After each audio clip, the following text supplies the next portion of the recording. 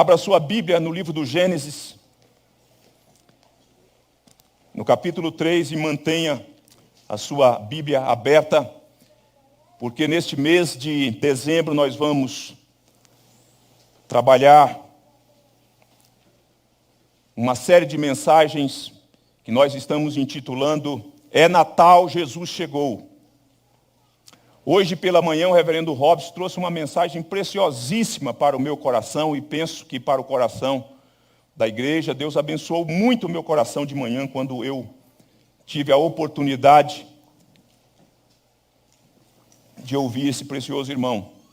Quando ele abriu a Escritura e foi proferindo, expondo, e meu coração foi sendo pastoreado na manhã desse dia. E agora à noite nós vamos trazer uma mensagem temática, nesta mesma linha. É Natal, Jesus chegou, e nós vamos trabalhar o tema, a gloriosa promessa da salvação. E eu queria então que você mantivesse a sua Bíblia aberta, porque nós vamos ao texto, mas antes eu queria começar e desenvolver a nossa mensagem, pensando, refletindo, para finalmente nós chegarmos no cerne dessa mensagem. Eu queria começar falando sobre otimismo. Você se considera uma pessoa otimista? Você se considera uma pessoa otimista? Você sabe que no mundo, nas nossas relações familiares, no trabalho, onde quer que nós atuemos, onde realizamos a nossa vocação, você depara-se com pessoas que são otimistas. Claro que às vezes é um otimismo mais utópico. A gente vê isso, esse traço do otimismo utópico na política e em vários segmentos da sociedade contemporânea. Sempre existiu, mas nós vemos isso de um modo mais volumoso nesses dias. E você tem também as pessoas que são extremamente pessimistas. São extremamente pessimistas. Deixa eu te dizer uma coisa, o cristão, ele é, por natureza, otimista. O cristão é, por natureza, otimista. Mas o otimismo do cristão é um otimismo realista. Nós somos otimistas, mas nós somos realistas. E isso mantém com os pés no chão, com os olhos nos céus e com os pés aqui no chão. O otimismo do cristão, diferente do otimismo utópico que a gente vê por aí, ele é um otimismo que não se baseia na realidade. Não se baseia naquilo que você vê, naquilo que você contempla. Pelo contrário, algumas coisas que nós contemplamos e percebemos e sentimos enquanto realidade física são extremamente ameaçadoras, apavorantes. Mas o otimismo do cristão, que dá para ele esse equilíbrio, ao mesmo tempo ele é otimista e ele é realista com tudo que se vê, com tudo que se acontece, com o que se ouve, tem como embasamento a promessa de Deus. É a promessa de Deus que é a base sustentadora do nosso otimismo.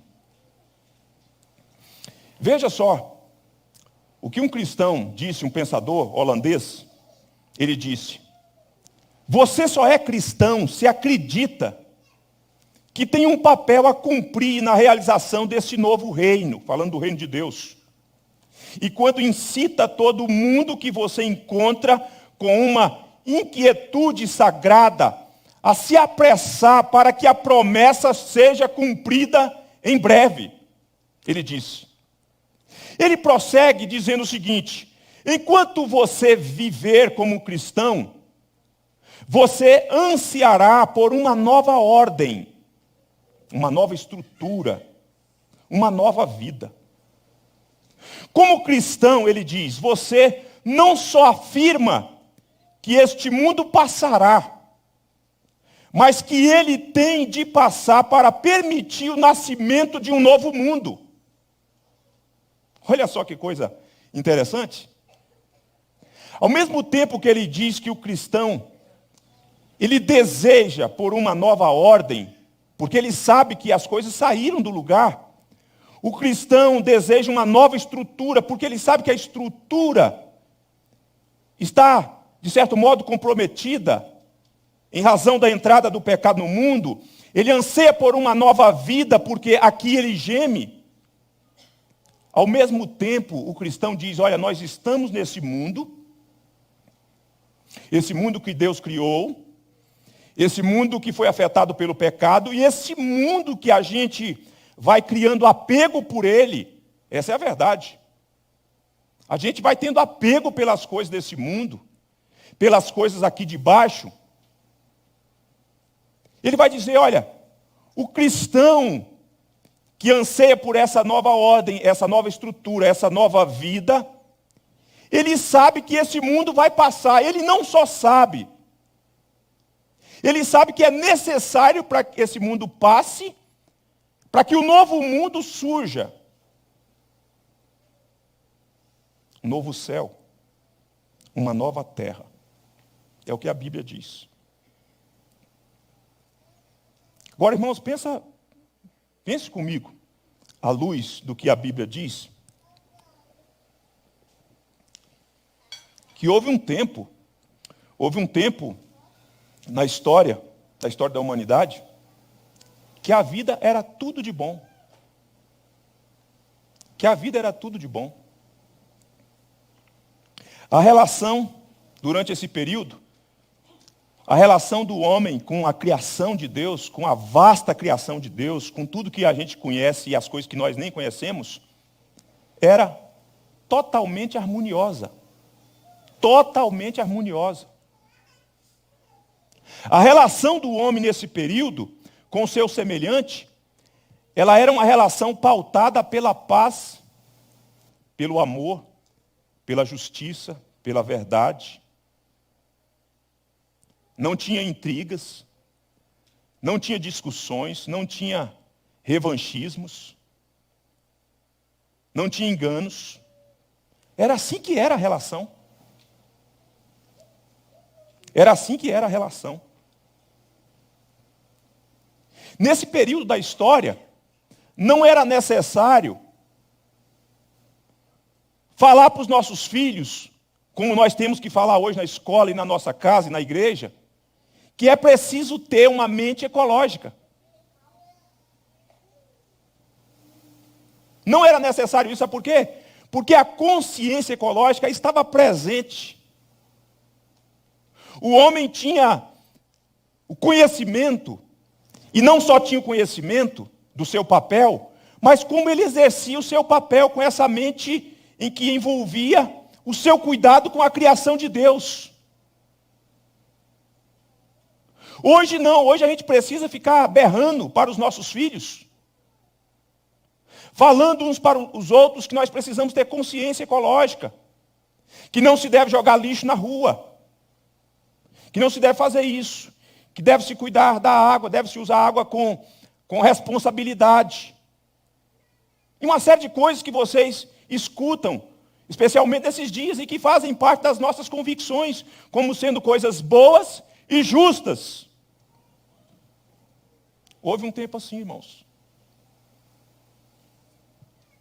Um tempo em que essa harmonia da criação de todas as coisas não tinha saído fora do eixo.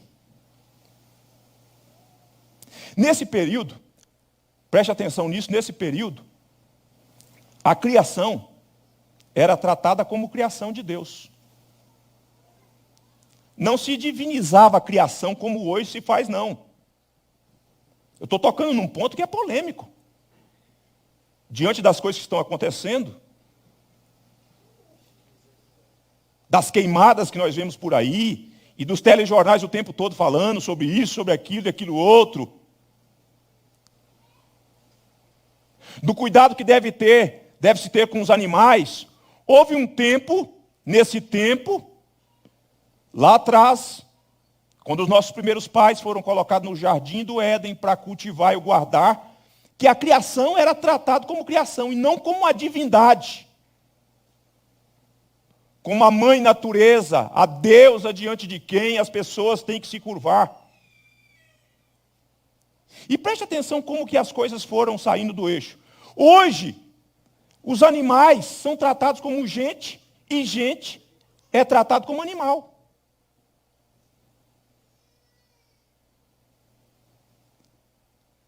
Se um sujeito atropela um cachorrinho ou um gatinho no meio da rua, aí, misericórdia. Está pedido, né, Marta? Eu não estou dizendo que você tem que fazer isso não, irmãos. Tem que frear mesmo. Tem que se desviar se for possível, né? Mas as mesmas pessoas que falam sobre a preservação da natureza, dessa mente ecológica, do cuidado com os animais, são as mesmas pessoas que advogam aborto. Olha só que coisa. Sem nenhum pudor.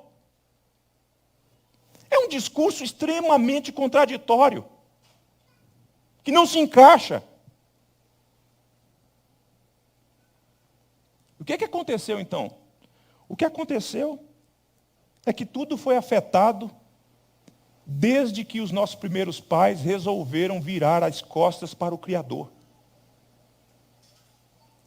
Desde que Adão e Eva caíram nas lábias de Satanás, com a sua mentira, com o seu modo sutil de relativizar a palavra de Deus, de lançar a semente da dúvida. Então houve essa ruptura, a coisa foi desajustada. O homem desobedeceu ao seu Criador. Rebelou-se contra Deus. Disse não a Deus e disse sim ao diabo. E todas as tragédias que nós vemos, que nós ouvimos, que nós experimentamos e algumas, pasmem, algumas nós praticamos, tem a ver com isso. Com o pecado que entrou no mundo. E quando isso aconteceu, por conta da tragédia, da desobediência, os nossos primeiros pais tentaram resolver as coisas do seu próprio modo. Cozendo folhas de figueiras para tentar cobrir a nudez, porque perceberam que as coisas não eram mais como eram no outro tempo. E com isso, o que eles fizeram? Eles fugiram, se esconderam de Deus, porque eles têm agora o medo. Eles têm agora sob os ombros o fardo pesado da culpa. E eles sabem que o Deus que vinha na viração do dia para papear com eles, ao mesmo tempo que é um Deus extremamente gracioso e bom, é um Deus justo. É um Deus santo. E por isso mesmo eles se escondem e fogem de Deus.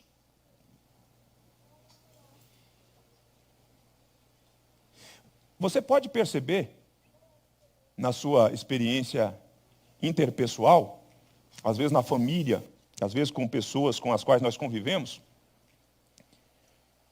que quando a gente pisa na bola com alguém, Valdir, a gente fica profundamente envergonhado, a gente se esquiva, a gente vai fugindo dele enquanto é possível.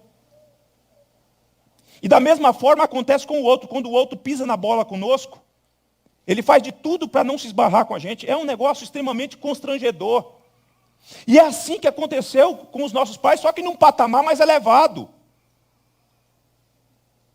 Porque a existência de Deus está, sobretudo, acima dos homens. O homem não tem condição de olhar tete a tete nos olhos de Deus. E diante do que ele havia feito, ele então está sob o pavor, sob o medo. E é aqui, irmãos, nesse contexto de culpa, de medo, que brota a gloriosa mensagem do Evangelho, que nós chamamos na teologia de proto-evangelho, ou a semente do Evangelho. Então, de modo bem didático para os nossos filhos que estão anotando o sermão aí, nesse tempo é Natal, Jesus nasceu, a nossa mensagem é a gloriosa promessa da salvação. E o primeiro ponto que nós vamos falar é o tempo da promessa. O segundo tópico que nós vamos enfatizar nessa mensagem é a trajetória da promessa. E depois nós vamos finalizar com a consumação da promessa. Com a sua Bíblia aberta então no livro do Gênesis, no capítulo de número 3, versículo 15, texto inclusive já mencionado hoje pelo reverendo Robson pela manhã, e lido também no nosso momento de liturgia.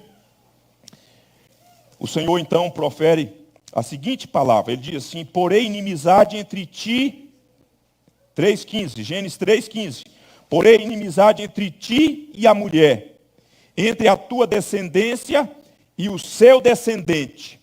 Este te ferirá a cabeça e tu lhe ferirás o calcanhar. É interessante você notar que Deus chama cada personagem envolvido nesse episódio da queda. Deus chama o homem se esquiva, apresenta as suas justificativas, porque é do homem racionalizar o pecado e transferir as suas culpas para o outro, muito embora às vezes o outro tenha realmente culpa. Depois Deus chama a mulher, e a mulher também apresenta os seus argumentos, o porquê que aconteceu isso, a serpente me enganou, e finalmente Deus chama o terceiro personagem, o diabo, e fala com o diabo, e é nesse contexto, portanto, que brota essa mensagem gloriosa que nós chamamos do proto-evangelho, a semente do evangelho, que faz alusão ao descendente da mulher, que haveria de esmagar a cabeça da serpente. Interessante você notar no texto, quando nós estamos falando do tempo da promessa, estamos falando num tempo em que a promessa surge logo depois da queda. Num contexto em que a tragédia se fazia parte agora da experiência humana. Em que o homem havia percebido a enrascada que ele havia se metido. Diante de Deus, ele não tem condição de resolver. E paira sobre ele e ecoa nos ouvidos do homem aquilo que Deus tinha falado lá quando Deus tinha firmado o pacto. Se comeres, morrerás. O homem sabe que está sobre a sua cabeça agora a sentença de morte, que é inevitável. Mas se por um lado, preste atenção, irmãos, como é que é interessante isso, esse registro bíblico. Se por um lado, a mulher foi enganada e deu também do fruto que comeu ao seu marido, por outro lado, nós vemos aqui nesse texto que a mulher será instrumento de Deus para reverter a tragédia da queda. Eu queria que você guardasse isso aí, durante esse tempo dessa mensagem que nós vamos caminhar juntos, que você tivesse em mente essa ideia da mulher e da criança, da mulher e do menino, da mulher e do descendente. Porque Deus diz que está travado agora uma inimizade, que vai persistir pelos séculos, até que finalmente essa mulher, a mulher dê à luz o descendente, um varão, que vai esmagar a cabeça de Satanás. Desde então, desde que Deus proferiu essa palavra para os nossos primeiros pais, e ela certamente foi passada para os filhos da aliança, porque você passa a ter agora duas descendências. Uma descendência do maligno e a descendência da aliança. A descendência de Caim, que é hostil, que é filho do maligno, e a descendência de Sete, porque Abel foi tombado no meio do caminho, foi assassinado pelo seu irmão. Mas desde que foi dito esta palavra, esse povo caminha. E a sua descendência caminha com essa promessa, carrega essa promessa no alforje. E daí, esperando que em algum momento nasça aquele que vai cumprir esse propósito glorioso, que é esmagar a cabeça de Satanás. Tanto é assim que se você for para o capítulo 5, no versículo de número 28 e 29, Lameque, pai de Noé, quando Noé nasceu, e aqui é um exemplo que fica o registro bíblico, mas certamente outras pessoas antes de Noé tiveram essa experiência, mas o registro diz acerca de Lameque, da expectativa dele. E vejam, e ouçam o que diz o texto no capítulo 5, versículo 28 e 29, diz assim: Lameque viveu 182 anos e gerou um filho. Pôs-lhe o nome de Noé, dizendo, preste atenção nisso, porque mais adiante, no terceiro ponto, nós vamos voltar a essa expressão. Este nos consolará dos nossos trabalhos e das fadigas de nossas mãos, nesta terra que o Senhor amaldiçoou. A terra se tornou maldita. E o trabalho se tornou algo enfadonho. Então, quando Noé nasceu, Lameque olha para Noé e fala assim: é esse aqui.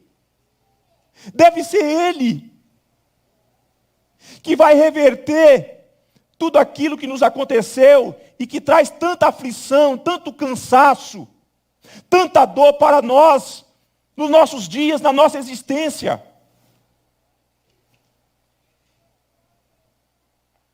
E esse negócio, irmãos, como este homem que tem a sua expectativa, a sua esperança de que Noé pudesse ser este que haveria de consolá-los do trabalho, das fadigas, vocês já perceberam o quão cansado nós ficamos, o quão cansado nós estamos, o quanto de fadiga nós experimentamos, o quanto de dor nós vivenciamos, o quanto de decepções e frustrações fazem parte da nossa vida, da nossa existência,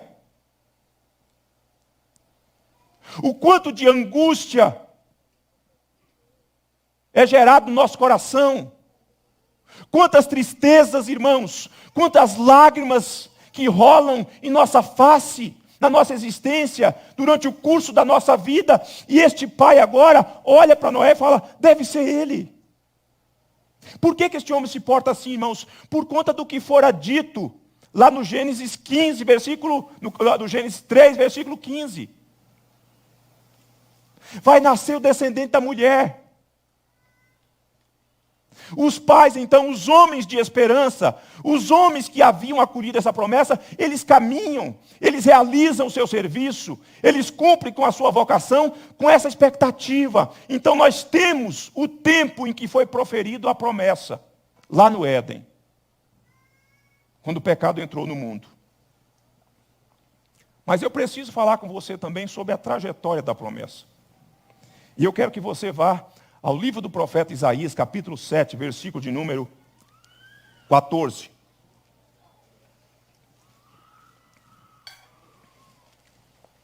Isaías, capítulo 7, versículo de número 14. Eu quero que você perceba as amarrações da ideia mulher e menino, mulher e descendente. E nós estamos no ponto em que nós estamos chamando aqui a trajetória da promessa, a trajetória na história da promessa.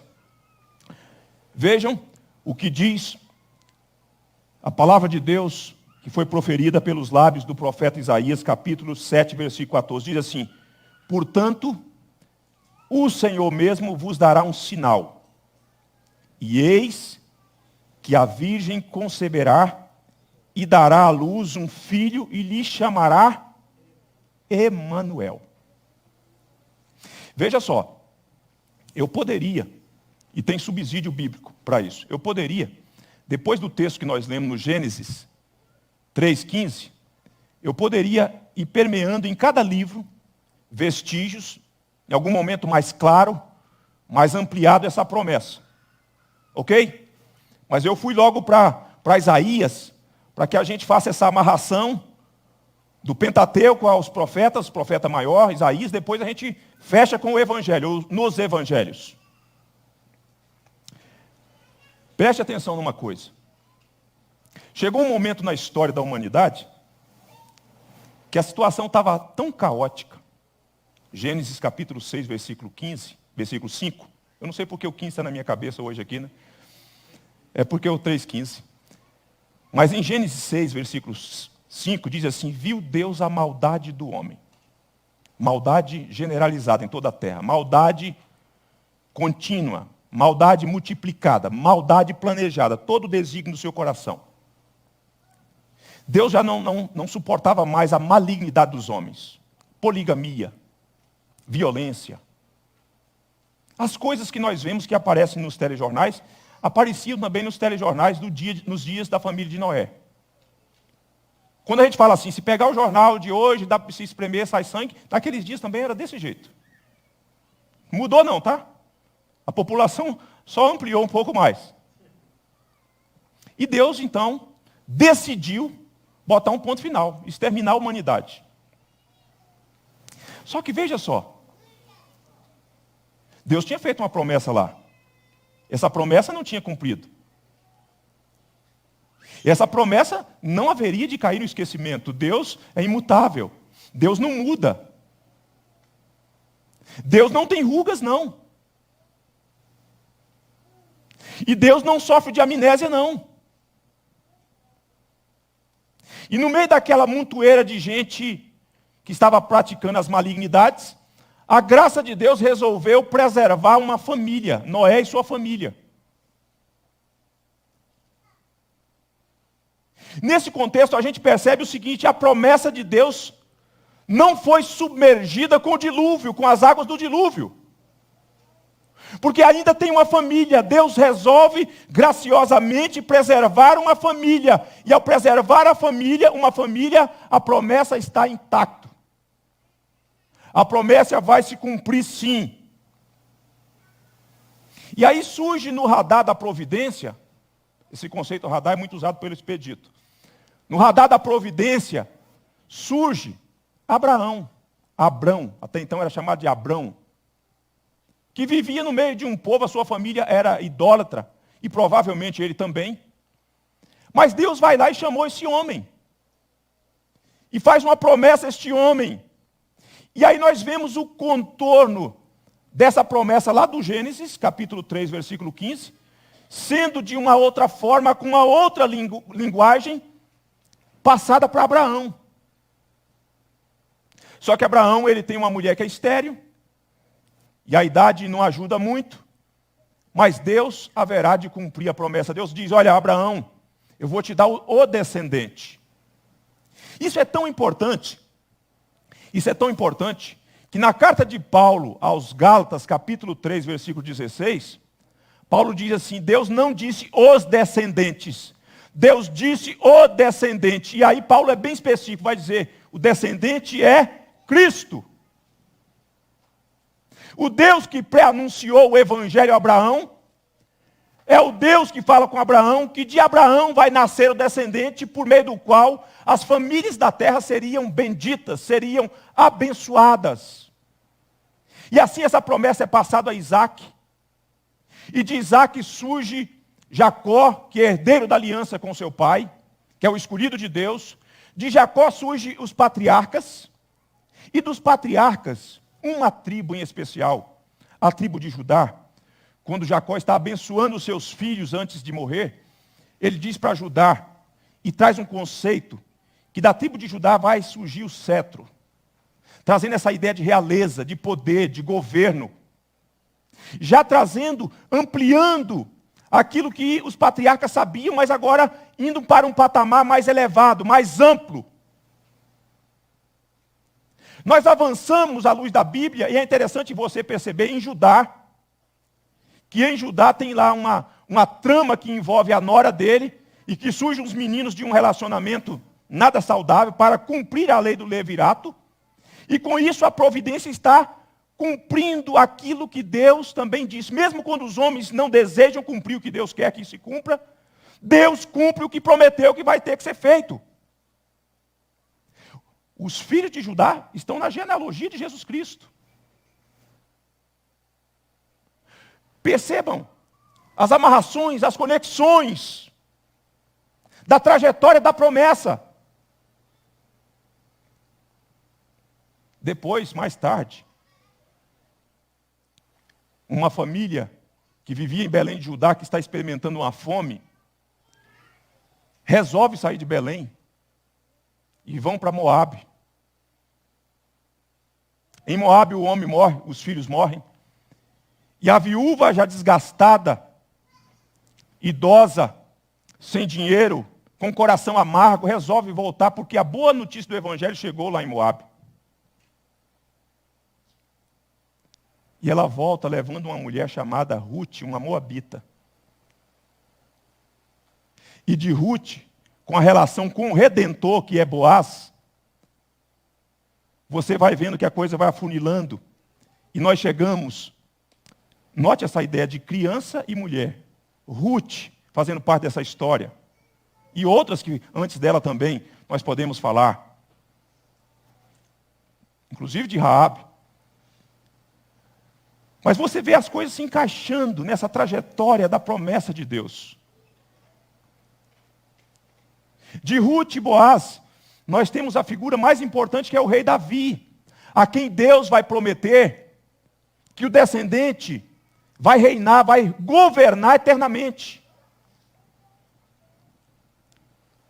E nós vamos percebendo, portanto, essas amarrações, essas conexões, nesse fio dourado das Escrituras, de todos os livros, que apontam para uma direção mais elevada, mais sublime. E aí nós chegamos no livro de Isaías, cerca de 700 anos antes de Cristo, este homem profetiza, falando que uma virgem vai dar luz a um menino, e o nome desse menino será Emanuel. Será Emanuel. Agora aqui cabe, nesse ponto que nós estamos chamando da trajetória da promessa, cabe mais uma aplicação, uma reflexão. No primeiro nós falamos das aflições que chegam até nós e que Lameque experimentava juntamente com a sua geração. Mas nessa trajetória da promessa, irmãos, muitas incertezas os homens de Deus e as mulheres de Deus viveram. Dúvidas, medos, angústias e tudo mais. Às vezes você tem vergonha de falar que você tem as suas incertezas por ser cristão. Eu quero te dizer que os nossos irmãos tiveram incertezas. Tiveram seus momentos de declínios. Não era todo dia que Abraão estava no topo da espiritualidade, não. Teve momentos difíceis, momentos de mentiras, de medo, de dúvidas. Você pensa que é só você que passa por isso? Você pensa que é só você que chora na sua existência e que você está como que neutralizado e que você se sente sozinho até que as coisas se planifiquem no reino de Deus? Não! Porém, o que nós precisamos entender é que a promessa jamais caducou. A promessa jamais foi esquecida. Tinha os altos e baixos, sim. Mas Deus de quando em quando vinha e revigorava o povo. E renovava a esperança do povo. Ratificava novamente a promessa. E agora Isaías está nesse ponto alto. Como que no cume da montanha, dizendo: a virgem vai dar um filho. E o nome do filho dessa virgem será Emanuel. Então, quando você padecer de alguma situação que aflige o seu coração, em que você for assaltado pelas inquietações, lembre-se que você nunca esteve sozinho. Lembre-se que Deus tem uma promessa eterna, gloriosa, de salvação. Então, a gloriosa promessa da salvação, nós já vimos duas verdades. A primeira é o tempo da promessa. Quando que ela foi falada? A segunda é a trajetória da promessa. Eu estou fazendo um corte aqui e trazendo algumas pepitas de ouro para vocês. Agora vamos à concretização da promessa. Eu quero que você vá à carta de Paulo aos Gálatas, capítulo 4. versículo 4.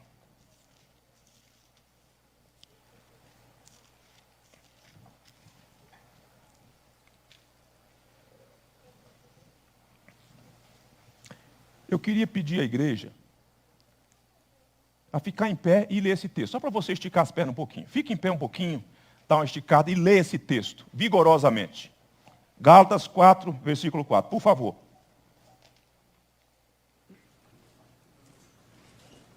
Podemos? Vindo. Deus enviou seu filho, nascido de mulher, nascido sob a lei. Muito obrigado, pode assentar.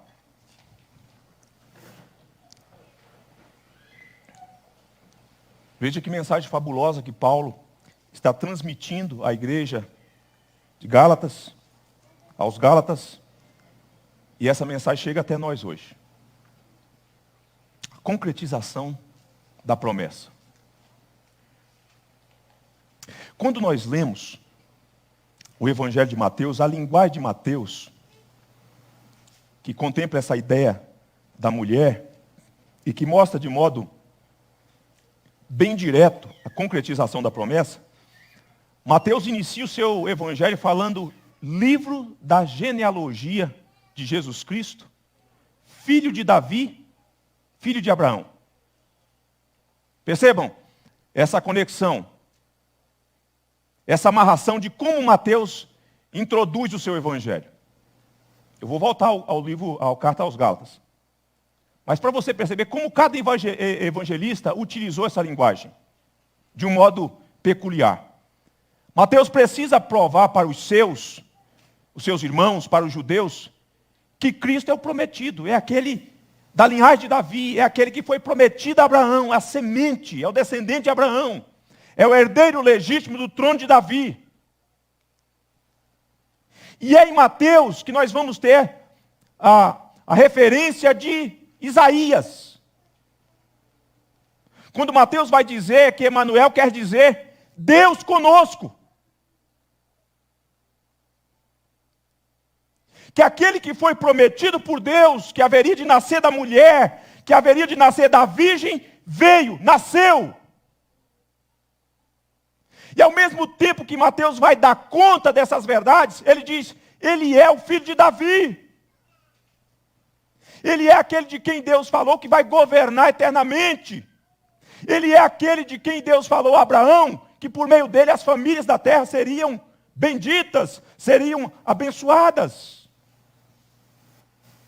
Já o evangelista Marcos, ele é mais direto na introdução do seu evangelho. Ele diz que Jesus Cristo é o Filho de Deus. Ele já começa o seu evangelho falando isso. Já Lucas é mais detalhista, porque ele é um historiador, e ele vai coletando várias informações, vários detalhes. E ele diz que aquele que foi prometido, que haveria de nascer da mulher, é o ente santo de Deus, que foi gerado pelo Espírito Santo de Deus, que é o Filho do Altíssimo, que é o Salvador, o Cristo, o Senhor. É assim que Lucas fala. Quando nós chegamos em João, João diz que ele é o Verbo que é Deus e o Verbo que se fez carne e habitou entre nós, cheio de graça e de verdade. Mas é em Lucas que nós vemos um homem usando um conceito similar àquele que Lameque, e para esse texto eu peço a gentileza que você abra, em Lucas, quando um ancião chamado Simeão é instado pelo Espírito Santo de Deus a ir no templo, quando o Senhor Jesus foi levado ao templo. Tinha cerca de 8 dias. Diz o texto, preste atenção e veja a conexão com o texto que nós lemos lá, da esperança, da expectativa de Lameque. O capítulo 2, versículo 25 diz assim, havia em Jerusalém um homem chamado Simeão, homem este justo e piedoso, e que esperava o quê, irmãos? Esperava a consolação de Israel. Lembra lá da linguagem que Lameque usa? este nos consolará. O povo de Deus sempre andou enfrentando as suas aflições, as suas batalhas da vida, na expectativa de que haveria de chegar aquele que seria a consolação de Israel. Lameque não viu. Ele tinha esperança, mas ele não viu. Simeão, entretanto, persuadido pelo Espírito Santo de Deus, foi ao templo e lá ele pegou o Deus encarnado, irmãos, no colo. O Deus que criou Simeão, o Deus que criou os céus e a terra, os mares, os rios, e tudo o que a gente conhece e o que a gente não conhece, estava agora no colo de um homem piedoso, de um homem de esperança, e ele olha, e ele contempla o Senhor Jesus Cristo, e ele está tão firme na verdade, porque Deus falou assim: você não vai morrer, Simeão, sem que os teus olhos vejam a salvação. E quando ele vê o Senhor Jesus Cristo, e tem o Senhor Jesus Cristo em seus braços, o Deus encarnado, ele diz: agora pode despedir-me, Senhor, como que dizendo, agora eu estou pronto para a morte. O Deus que falou há vários séculos, milênios atrás, agora dá a oportunidade a este homem piedoso, este homem de fé, este homem de esperança, de contemplar o Senhor Jesus Cristo, de ver a salvação em suas mãos. É a promessa concretizada. E o apóstolo Paulo, então, quando vai tratar deste assunto, escrevendo aos Gálatas para corrigir os desvios e aquele desejo de se apartar do verdadeiro evangelho, Paulo então diz: vindo, porém, a plenitude do tempo. O que é isso? O que é essa expressão que é ensinar a plenitude do tempo? Exatidão. Chegando o tempo exato, sem faltar, sem passar, diante de tudo que Deus falou, diante de tudo que Deus fez na história, usando os hebreus, dando aos hebreus os oráculos, usando os gregos para que pudesse disseminar o evangelho por conta da língua e da cultura dos gregos, tendo as rodagens e a lei dos romanos, chegou o tempo de Deus enviar o seu filho. Tudo está preparado. As mãos da soberania de Deus e as mãos da providência foram preparando o cenário, o contexto, o berço do mundo para que o Filho de Deus viesse. Aquele de quem Deus falou lá no Éden, o descendente da mulher que vai esmagar a cabeça de Satanás, embora o seu calcanhar será ferido, ele entretanto vai reverter a tragédia humana. Ele vai mudar a sorte do meu povo. Mas aquele que haveria de nascer da mulher, como de fato nasceu, é igualmente o Filho eterno de Deus, que veio ao mundo. E Paulo então diz: olha, perceba essa linguagem, Deus enviou seu Filho. E olha a linguagem, voltando lá para o Éden, nascido de mulher. Nascido de mulher. Só que é o Filho de Deus sem a participação do homem. Não foi necessário a semente do homem. Foi uma geração de Deus, uma intervenção exclusiva de Deus. E esse que é nascido de mulher para cumprir o que Deus havia falado, nasceu também debaixo da lei. Porque uma vez que Adão pecou, nós fomos arrastados com ele para debaixo da maldição da lei. E era preciso que o Filho de Deus se fizesse um de nós, para que ele se submetesse à maldição da lei, para que ele fosse feito maldito na cruz, para nos resgatar, diz o texto, para resgatar os que estavam sob a lei, a fim de que recebêssemos a adoção de filho. Isso é glorioso. Isso é maravilhoso. Quando nós chegamos numa data como essa, em que nós estamos falando, é Natal, Jesus nasceu, nós precisamos entender isso, nós precisamos entender esse plano glorioso, nós precisamos entender essa gloriosa promessa de salvação, que se concretizou na história, na pessoa bendita de Jesus Cristo, nosso Senhor. Deus não se esquece. Deus cumpre cabalmente o que falou, o que prometeu, meus irmãos. E eu caminho para a conclusão, citando um testemunho do apologeta Ravi Zacarias, homem de Deus que faleceu, se não me engano, no início desse ano, ou no final do ano passado, não me lembro aqui precisar a data.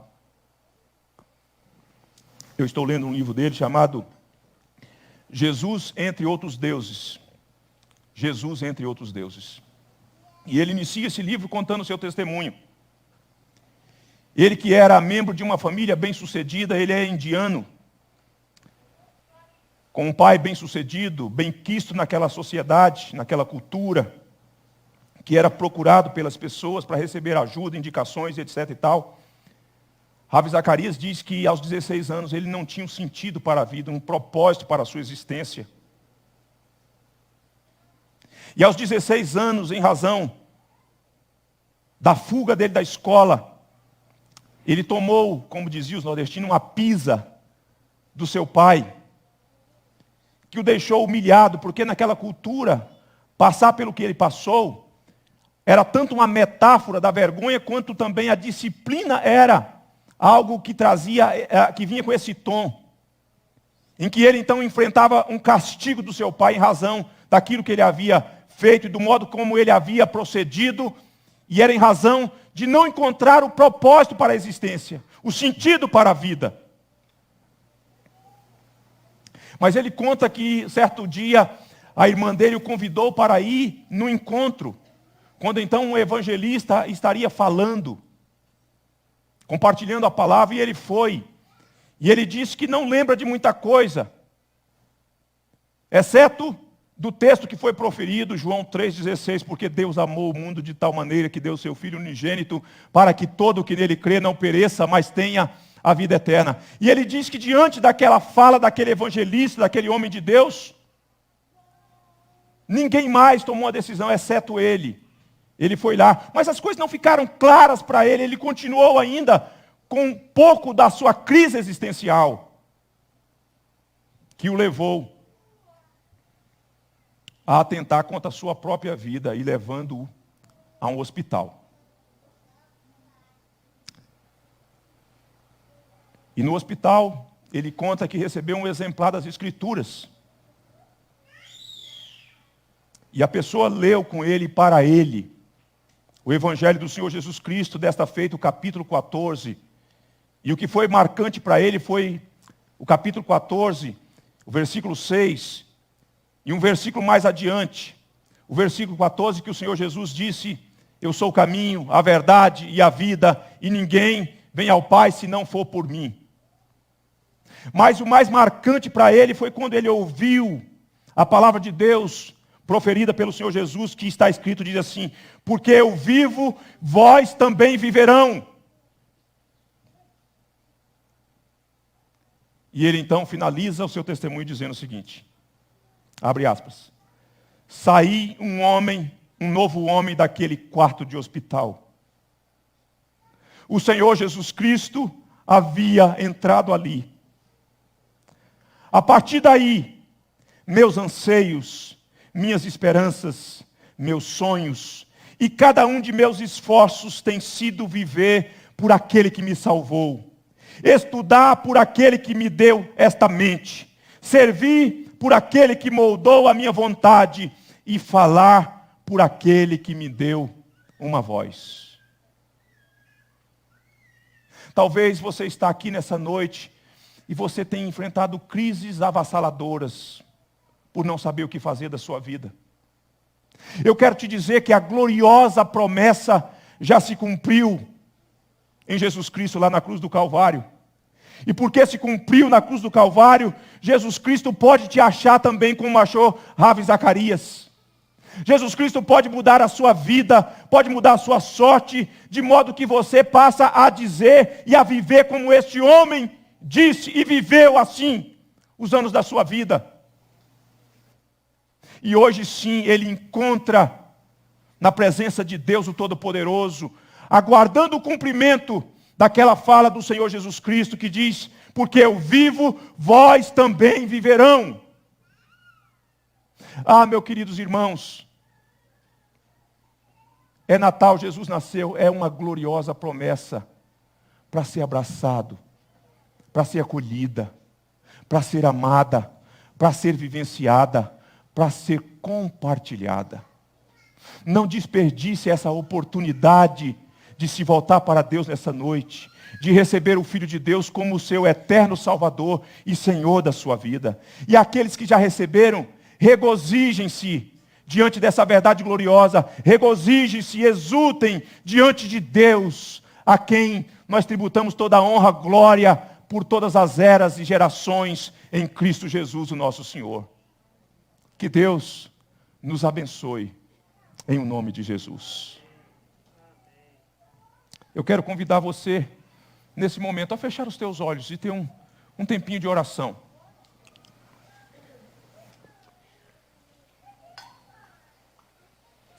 A curvar-se diante de Deus, a bendizê-lo.